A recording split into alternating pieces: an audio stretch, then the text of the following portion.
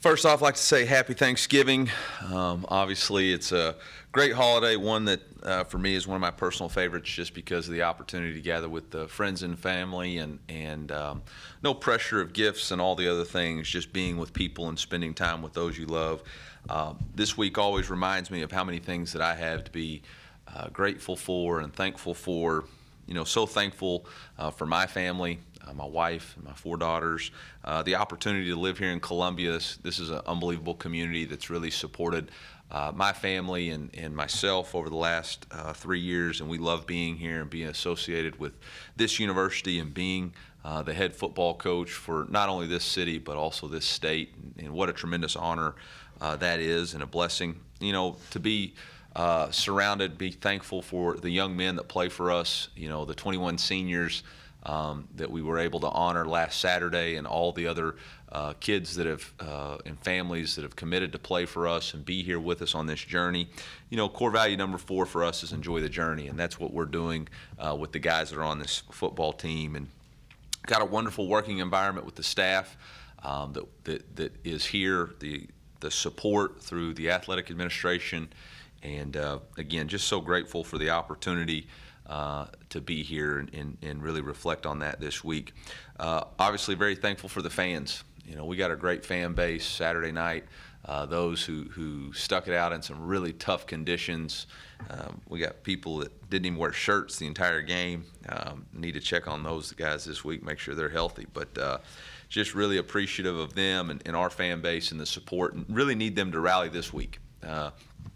You know, got a very difficult challenge ahead of us. Obviously, rivalry week in a game, the Battle Line Trophy versus Arkansas, and we need a big home field advantage. And our student section has been that for us. And I know they're on Thanksgiving break, but don't eat too much turkey. Get over the tryptophan, get here for Friday's game, and let's make sure that our student section is rocking, that we're loud on third downs, and we give our team a huge advantage with the environment that we play in. Obviously, Coach Pittman's done an excellent job at the University of Arkansas, and they've got a really good football team. They've had a lot of consistency in their coordinators. Obviously, they've maintained the same 3 coordinators for 3 seasons. You can tell that they play fast within their schemes. Offensively, their quarterback is the engine that makes them go.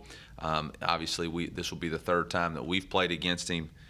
Golly, I hope he's graduating or going pro or something. Holy cow, he's an unbelievable player. Is able to really throw the football extremely well. He's a physical runner, but I think the thing that separates him is his ability to read defenses, and then even when protection breaks down, make the first defender miss, whether they're on him or not, and then extend plays. The play he made against BYU before half that led to a touchdown drive is as special a play as you can make as a quarterback, and just have a lot of respect for KJ as a player, and know that he's also a young man of high character. So going to be a very difficult challenge for our defense. Raheem Sanders, Rocket, is a tremendous running back, got great patience. They do a really nice job with their schemes to get him the ball in space. The transfer, Jaden Hazelwood, is a dynamic wide receiver that they use a lot like they did with the Burks kid last year, so they have a very good understanding of what they're trying to do. You know, defensively, they're very multiple in their scheme. You know, Bumper Pool, the linebacker that's been there for as long as we can remember, same with Hudson Clark. Very good players, very good on the front. They were able to reload with some transfers on the defensive line. And then obviously the special teams, Cam Little, their kickers, are a really good kicker, and Coach Fountain does an excellent job. So got our hands full, and with that, I'll open it up for questions. Eli, some of the guys that were banged up on Saturday, I mean, yeah. Were those situations where in a different game they might have been available, and then what's Barrett's status? Yeah, the only injury update that I have for sure that would be limiting for this week is that Xavier Simmons had a non-contact knee injury on the kickoff team, and he'll miss the remainder of the season. And really hate that for him, as we were playing him in one of his 4 games and trying to let him he had a Liz Frank injury when we first got him on campus, and it took him all the way to August to get back, and really had really made some progress, and was excited for him to get his opportunity. But obviously he's going to be out for the rest of the year. The rest of those guys, it's just Monday. We haven't even got to our practice yet. We have meetings today at 1 and go to practice. So we'll have more of an update when we release our injury report. But, I think, yeah, absolutely. Some of those guys, if they could play, they would play. But the athletic trainers and us decided, for that game and those situations, they didn't need to return. And we'll get those guys healthy, and we'll see who can play. And if they can't play, then next man up. Agenda, the focus last week was obviously on the seniors. How much does maybe the focus, the message kind of shift? Obviously it's a rivalry game, but full eligibility on the mind at all? Yeah, the only thing we're focused on is it's a rivalry game and it's trophy week, and that's it. None of the other stuff matters. The most important thing to us is that they have a trophy and we want it, and the only way to get it is to play our best game, and to prepare the way that we know how to prepare, and to play with unbelievable effort. And that's the focus, and that's why we did senior week last week. This week is all about rivalry week, Arkansas, and the Battle Line Trophy. And whatever happens after that happens. We're just focused on trying to win that trophy. Coach, how do you guys manage the Thanksgiving and whether players can go home or you guys got to feed the building, and how much steak you eat and all that type of thing? Well, we got some big guys, so they can eat quite a bit. It is a little bit difficult on our players and our team, especially with the game being on Friday. And so, we will have a Thanksgiving family dinner with our team immediately following our fast Thursday, and then we'll give them a couple hours to go be with their families if that's what they choose to do. But we'll be in the hotel on Thursday night like we would normally for a pregame. So it's one of the sacrifices that college football players have to make in college athletics, and it's difficult, and but it is what it is. Coaching KJ, you've seen him a lot. What does he do that gives teams the most trouble? Well, I think everybody undervalues his ability to throw the football. He's very accurate. He reads defenses really well. But the thing that makes him special is that he creates with his feet. He's able to, call a normal pass play. It's not there, even if protection breaks down and somebody gets to him, to shed that defender and then go get the first down. Very similar to Hendon Hooker and what he was able to do against us. There were several times that we had, a free defender on him, and he was able to shake him off and then go get extra yardage. And that's the guy you're counting on making the tackle. So, that's probably his secret weapon. Eli, Arkansas's pass rush leads the SEC in sacks right now. What kind of challenges does that group present? Yeah, I think, obviously they have a great scheme that creates havoc on defense because they're coming from multiple angles, and they're really not attacking necessarily gaps. They're attacking space. And they put you in a lot of different one-on-ones, and so that's going to be a challenge. Obviously, we've got a few guys with experience, and we got a true freshman, so we're going to have to really make sure we narrow the focus of what we do and make sure that our guys can execute. Yeah, you mentioned the true freshman. How do you feel like he's held up starting at right tackle the past couple weeks? Yeah, thought he's played very well. Obviously, there's things that he can improve on, and there's specific fundamentals that we've got to continue to work. But for the most part, he's held up his end of the bargain, playing, at that position, and the future's extremely bright for him. I think every time he steps on the field, he gains more and more confidence. And when you play with a high level of confidence, is as big and as powerful as he is, that's a special thing. Eli, the fact that they have had consistency of coordinators with Bryles and Barry, not that it makes it easy, but is it more familiar when you're getting ready for them, or has their systems changed much? No, I think their systems evolve. I think all three of them, including special teams, they've gone to a two-man shield on punt. Everybody's growing and evolving, but you can tell there's a similar framework. There's the similar teachings. It's a similar structure, so there's more volume of defense that they carry or more volume of offense, but there's still the base identity of who they are. And you can tell, like guys like Bumper Pool or Hudson Clark or Simeon Blair, guys who've been there for a while, Miles Slusher. Those guys have a lot of experience in what they're doing, so it's not, in a short week, they're going to be able to pick it up and be ready to play. Coach, is there a specific position group or maybe a player so that, you need everybody to play well, but is there one that's like you really got to make sure you're doing all your responsibilities this week so nothing big happens? Yeah, I mean, honestly, in football, that's the beauty of the game is that all 11 people on the field have to do their job at a high level for you to have any chance of success. Because if one person doesn't, then there's in the defense, there's a hole in your defense, and on offense, there's going to be an issue. So everybody's got to win their one-on-one matchups. Eli, it looked like I think Barrett was like one of the regular starters that was out there for Sam's Sam's series in the fourth quarter. Is that kind of just having that leadership, veteran guy in the field for him? Yeah, he's kind of our glue and on-the-field coach, and felt like that he could get everybody lined up and make sure that the plays were executed and give Sam, obviously Sam tried to throw him the first two passes, so there was a lot of comfort there, and actually throwing the third pass too. So. I know you move everything up into the short week. Is there anything that when you have less time to prepare that you drill in on with your guys to make sure that they're with the schedule or anything in particular you always go to in a short week?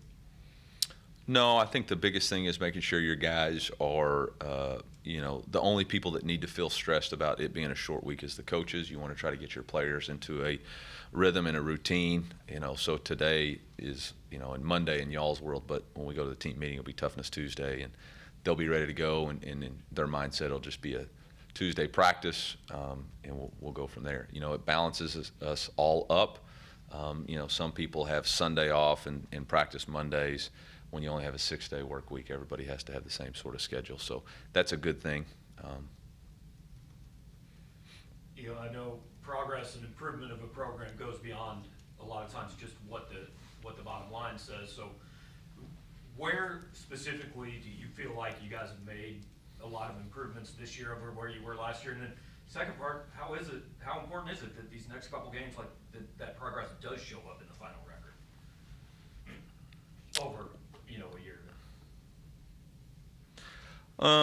Yeah, I think obviously when you're talking about success, everybody believes success is linear and it's always pointing up. And I think you got to understand the trajectory of what you're trying to accomplish. Obviously,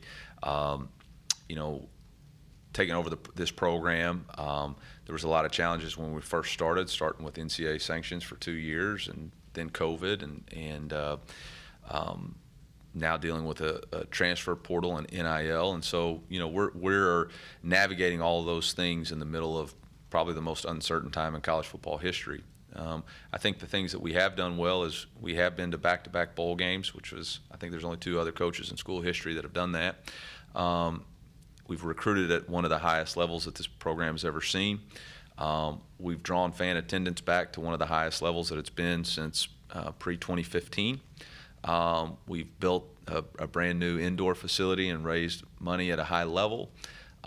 You're seeing progress on the defensive side of the ball, which had not been where we wanted it to be the previous season.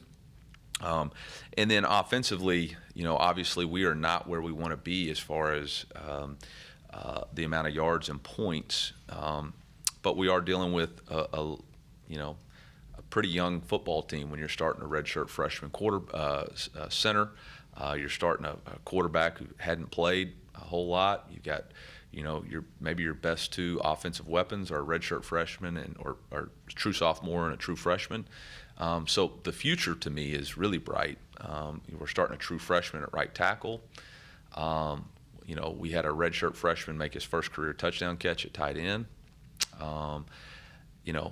So I think we're improving the talent. I think we're improving the way we go through the process. And so I see a lot of growth. I see a lot of things to be excited about.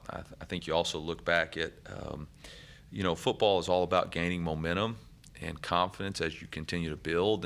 And looking forward to what lies ahead, I think there's a little bit more favoring schedules that maybe allow for an opportunity to gain a little bit more momentum and confidence as we continue to build this program. And appreciative to our administration for realizing that it's all those things working together in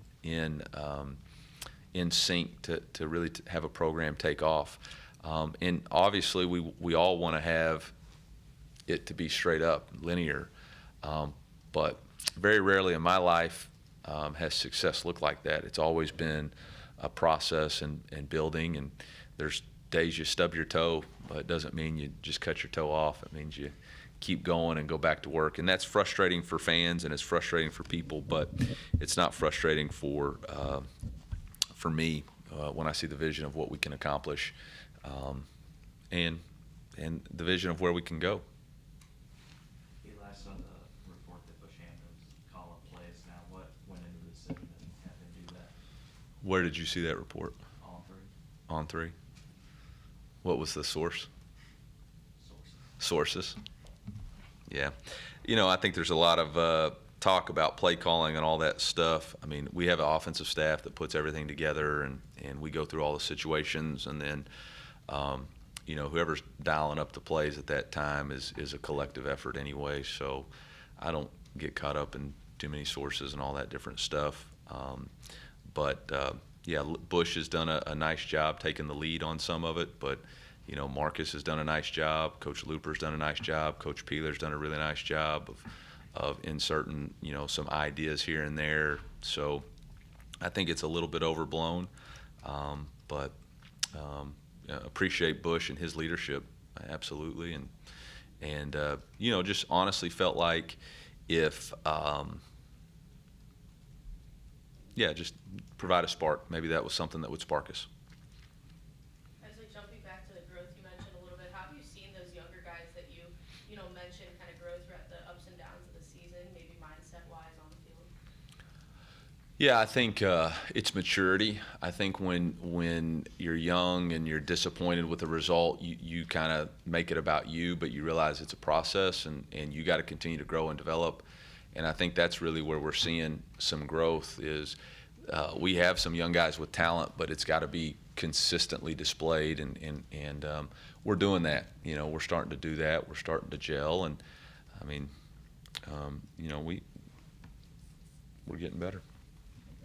Eli, when you look back on a season that's had so many close losses and frustrating losses, is there any sort of extra incentive to get a win in the final regular season game to get that record to where it maybe should be?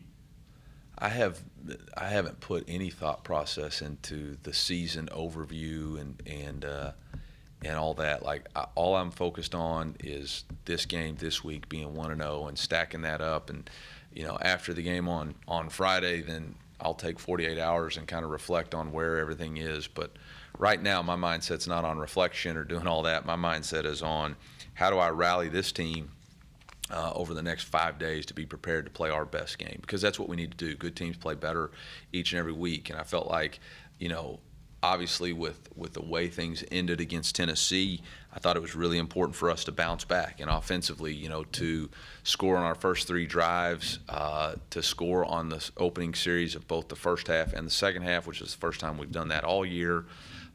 There was real growth there to convert some big third downs. We converted a 4th down.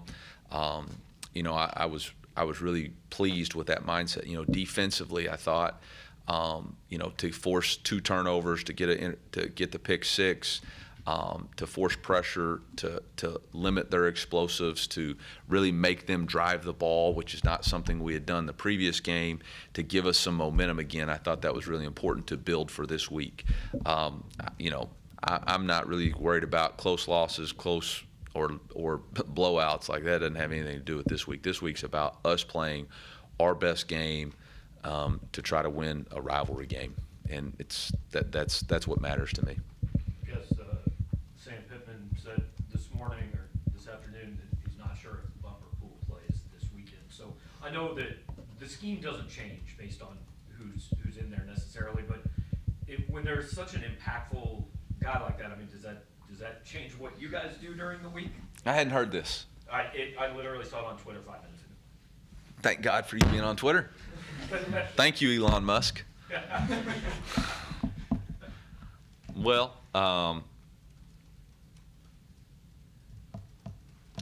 I think Sam's just throwing out rat poisoning. That's what I think that is. I think that's rat poisoning. I think Bumper Pool's a tremendous player, and he's a tough young man, and he plays his guts out. And I would be shocked if he didn't find a way to play in a rivalry game.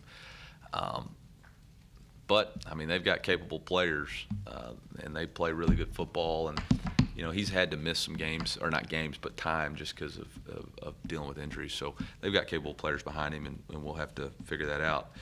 The interesting, I'm not gonna let that tidbit go.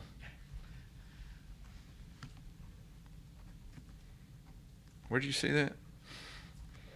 Christina Long tweeted it a few minutes ago. I wish Sam would just call me and tell me, and we wouldn't have to deal with all this. Eli, I don't know if we'll talk to you next week, but do you have any sense what December 5th is gonna be like when the portal opens? Yeah, it's gonna be a madhouse. I mean, I think if the FCS portal today is opened up and it's completely crazy, and I don't think there's any reason that's going to be any different. Be careful what you wish for. So I don't know. I don't know. Yeah, I don't know. I don't know. I'm going to try to be measured with some of the things I say, just because I think this stuff always gets to be put back on you and all that stuff. But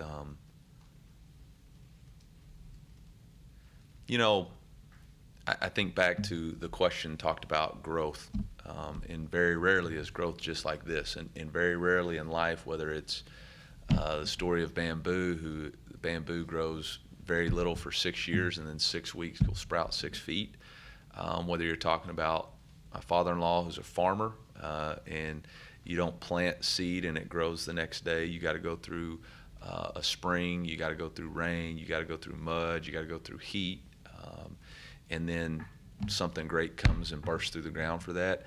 I think we're such a instant gratification era, including myself. I'm not putting this on anybody. It's the entire world we live in, that we're trying to skip the step of adversity and growth. And you're never going to be able to skip that in life. You're always going to have to face it, whether that's in your marriage, whether that's in your job, whether that's raising kids. And I know what's happened. We want to, as parents, as older people, we want to help the next generation not have to face some of the hardships that we faced. But man, the greatest generation in the world is the greatest generation, because they faced the Great Depression, they faced the World War II. They figured it out. And I just worry about, there's going to be players who leave our program, and I love them dearly, and it's maybe they're not excited about their role, or they're frustrated because they don't feel like they're being utilized the right way. And sometimes you just got to keep growing, and sometimes the grass isn't always greener on the other side, and sometimes you're just trading one set of problems for another. So I don't know if you guys know this, because this is the first time you've really been through it, but how much have coaches talked about, between, Saturday and December 21st are going to have potentially bowl games, signing day, transfer portal opens. I mean, how do you prioritize that and kind of manage the time in those 3 weeks? yeah, you're going to have all kinds of issues, because you're going to have the Coaching changes? hope. Not in general. Thank God for that extension. And going back to the transfer thing, we didn't even talk about, that was just for people that are not necessarily happy. Then you're going to have the other factor of people wanting to maybe negotiate a better deal because of NIL and all that other stuff. It's going to be, I don't know. Nobody's prepared for this because we've never faced it before, but you're going to have the issue of players going into the transfer portal. Do they get to finish out and play in bowl games, or do they not? You're going to have players declare for the NFL draft. And then you're going to have the fact that you've got some players that are redshirted, and so your roster's a little bit limited on who actually can play and can't play going into a bowl game. So there's a lot of challenges to that. Plus, you got to sign a recruiting class. Plus, you got to recruit your own roster. So, and then you got to try to talk in. You got to advise players who have NFL potential on whether or not they should come back or whether they should go. So. There's a big challenge there, and we will step up to the challenge, whatever that may be, whatever that may look like. But The only thing I'm focused on right now is we've got a 1 o'clock team meeting, and I need to make sure I'm at my best for that, and I need to make sure our team is focused and ready to go for a rivalry game. So with all that, everything that's going to happen in December and everything that's happening already, what has stayed the same? Like, is there anything that you still feel rooted in that isn't changing? Me personally? Yeah. Yeah, the direction and vision of this program. I think the biggest thing that I've tried to make sure that our administration and hopefully our fans know is that stability and discipline in an uncertain environment is a recipe for success. And I clearly know what we're trying to accomplish here and how we're doing that, how we're encouraging young men to chase two dreams, a life with football and a life outside of the game. And that's not going to change. We want them to maximize their ability as a football player. We want to surround them with everything they possibly can have to chase that dream of being the best football player they can be. But we also understand that at some point, football ends for everybody, and we want to make sure they have a world-class degree so that they can be a positive influence on our society. We want them to produce leaders in a world that desperately needs people of character in leadership. And that's not changing here. They know that every day they walk in this building, we're going to require that they always compete. That their job is to be better today than they were yesterday, that we build trust and respect, that we trust them and we respect the time and amount of energy they put in. They respect that we're experts in our field, and then they trust that we have their best interest at heart. We're always going to say, you got to do more than what's expected. All right, if you do the same thing as everybody else and they're in front of you, they're staying in front of you. That's a life lesson that they always got to know. And then enjoy the journey. And so when everything else is uncertain, you can know that that's what this program is built on, and that's what this program is going to be about. You know that Ryan Russell's going to develop you with an elite edge every single day. And you're going to be required to have energy. You're going to be required to have details, grit, and emotional consistency. And that ain't changing. That's not changing here. And you know that our defensive coordinator is going to be here, and we're going to have a great defense. You know that I'm going to be the head football coach here, and that vision for our program is not changing. You know Ryan Russell is going to develop you with an elite edge. You know that our academic department is going to help you grow and have a great academic success rate. You know that our player development opportunities for you. You know there's going to be great opportunities for NIL. And that's been demonstrated throughout the commitment to our team from our fan base. And so those are the things that you know. Those are known quantities. And if that's what you're choosing to, either join or leave, then you at least know what it is. Thank you, guys. Is that it? You got anybody other questions? Can I do one more? Sure. Happy Thanksgiving. Eli, you kind of mentioned like trying to find another running back, kind of take some of that work off Cody. I think it was like 3 weeks ago. You rushed a bunch of carries. Maybe you kind of found someone that's consistent. Man, I thought Cody had his best game of the year, as consistent as he was last week. And so, this is a rivalry game, and this is going to be players make plays. And it's going to be kind of like Game 7 of the World Series. If we got to put a right-hander in for this play, and we got to put a left-hander in for this play, and we got to pull whatever we got to do to win this game. So I'm not really worried about who's taking it off of him. Whatever we got to do to win, whatever players got to play to make a play. If we need speed on the edge, we got to get a running back in there. If we need a downhill run, we got to get a running back in there. If we got to line up in something that gets somebody else the best player of the ball, that's what we're going to do. So. We'll worry about all that other stuff this spring. All we're worried about is trying to find a way to win this game.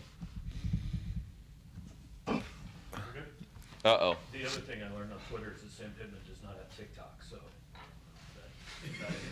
That's a